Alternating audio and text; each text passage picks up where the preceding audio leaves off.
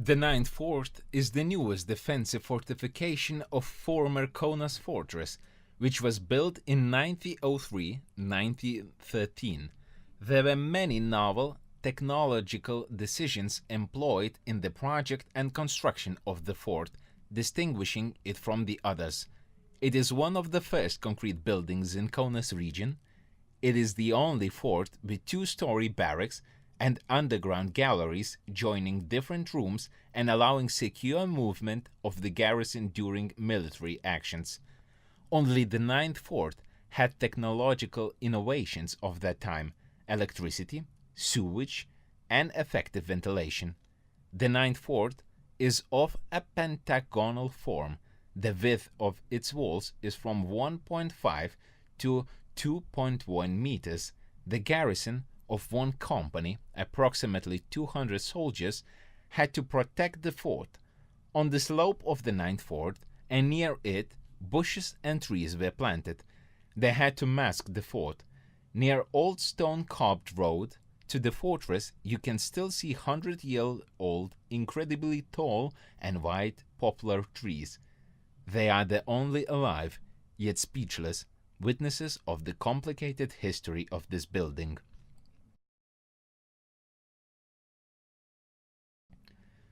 One year after the beginning of World War I, in the August of 1915, the German army started attacking Kaunas fortress.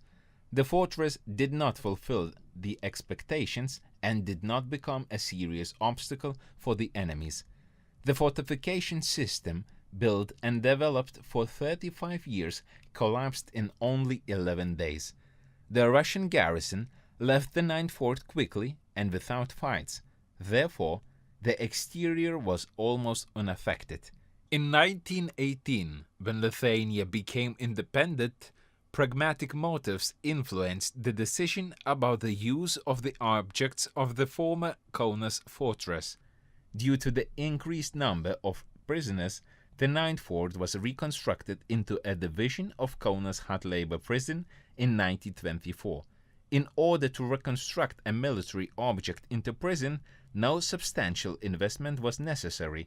In front of the barracks of the Ninth Fort, a red brick wall with guard towers was built, as well as wooden outbuilding for the prisoners meeting with their family members or relatives, a guardhouse, and a registration and checking point. The state allocated about 80 hectares of land for the newly established prison.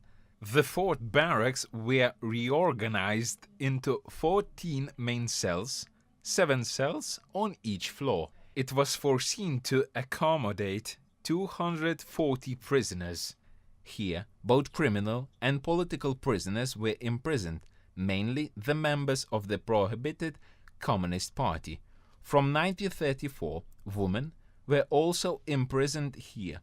The prisoners of the Ninth Fort spent most of their time working in the fields near the fort, feeding animals or taking care of the 4-hectare garden, which can also be visited today.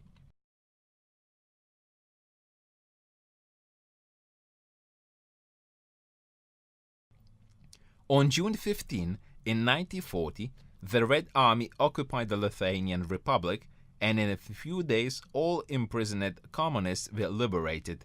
Instead, the people, unfavorable for the authorities or potentially dangerous actors of the former state, were imprisoned in the Ninth Fort. On January 4, 1941, 436 people were imprisoned.